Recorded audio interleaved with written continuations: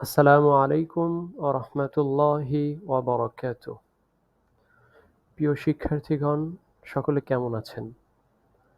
আশা করি আল্লাহ তাআলার অশেষ রহমতে আপনারা সকলেই ভালো আছেন।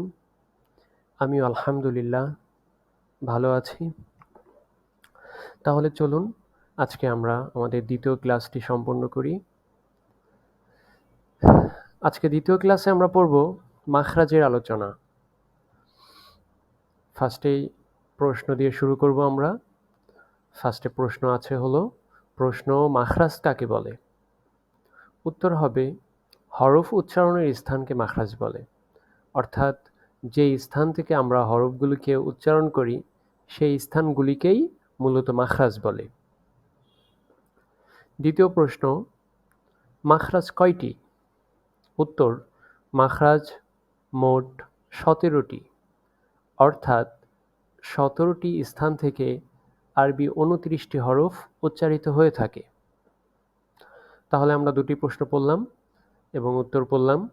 প্রথম প্রশ্ন ছিল মাখরাজ কাকে বলে? উত্তর, হরফ উচ্চারণের স্থানকে মাখরাজ বলে। দ্বিতীয় প্রশ্ন, মাখরাজ কয়টি? উত্তর, মাখরাজ মোট ১৭টি। চলুন তাহলে আমরা এক থেকে শুরু করি মাখরাজ।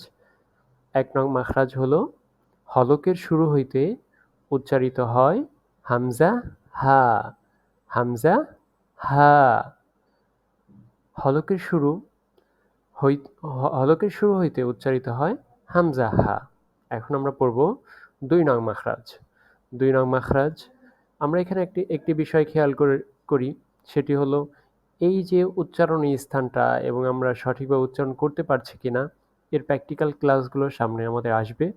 অতএব এখানে জাস্ট আমরা শুধুমাত্র ভালো করে খেয়াল করব এবং আমার সাথে সাথে বলার চেষ্টা করবেন ইনশাআল্লাহ।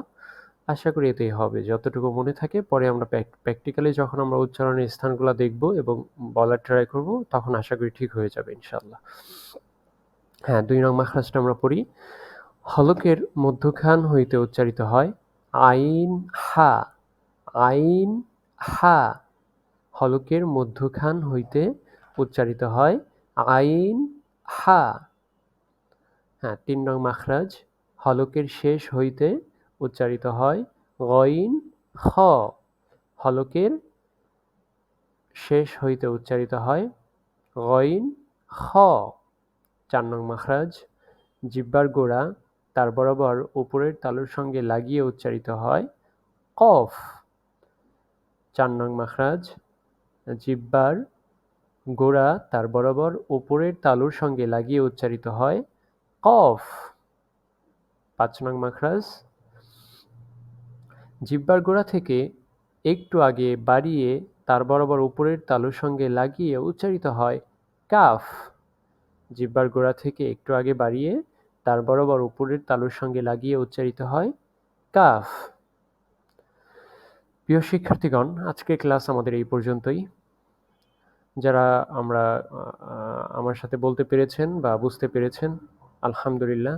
আর যারা পারেননি তারা ভিডিওটি আবার দেখেন, আবার দেখে দেখে ট্রাই করেন। আশা করি খুব সহজেই বুঝতে পারবেন ইনশাআল্লাহ। ঠিক আছে, তাহলে ভালো থাকেন। দেখা হবে পরবর্তী ক্লাসে ইনশাআল্লাহ। আসসালামু আলাইকুম ওয়া রাহমাতুল্লাহি ওয়া বারাকাতুহু।